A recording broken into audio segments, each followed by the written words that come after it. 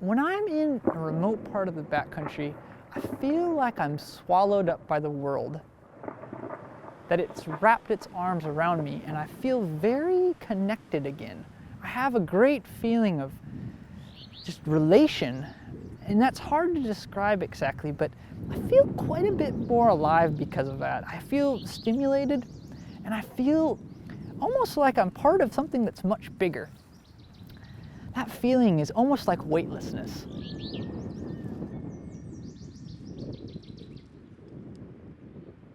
You sit in the fog on the top of the glacier, looking at this thing carving out this valley.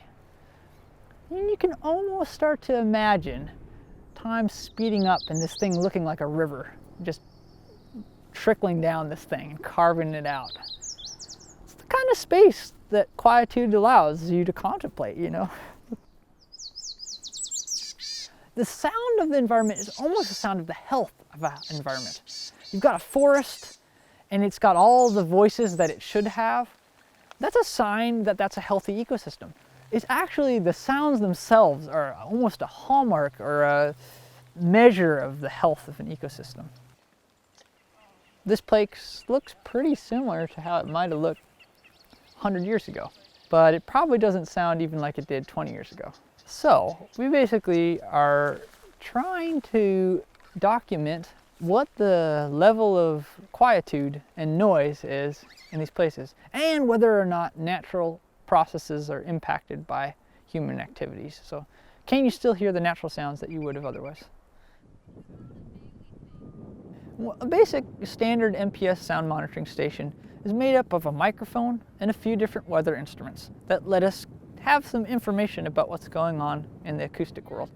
It's powered off of a battery, and it's got a solar panel that can help the batteries get recharged. Basically, you have a sound level meter, which will let me measure how loud the natural environment is, and a little digital audio recorder, which basically acts to store audio, which you can listen to in headphones. When I put a station out in the field, I'm trying to get about a month of data. We often survey visitors about what they feel. Why do you come to a park? Survey basically said that about 93% of people want to come to see scenery. 91% of them want to come for tranquility, peacefulness, quietude. It's right on par with the visual scenery. Is this rest and relaxation, the beauty in the acoustic realm.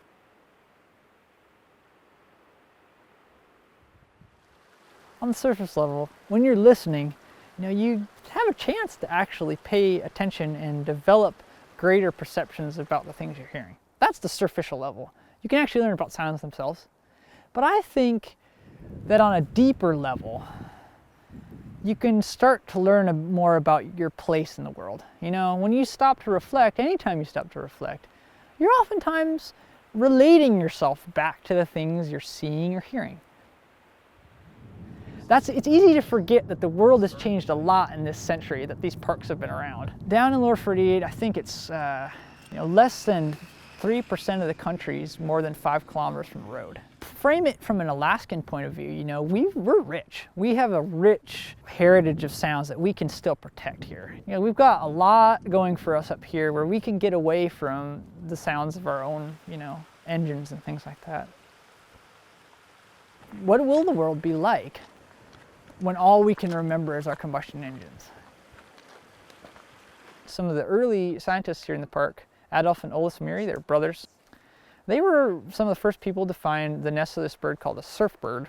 They found them actually not too far away from this area. Recently, I put a sound station up near that same area, near Fang Mountain, and found surf birds. So, that's part of it. The natural sound of these animals is still there. It still exists. And the day that they aren't there and they aren't making their breeding songs and calls, we've done something wrong.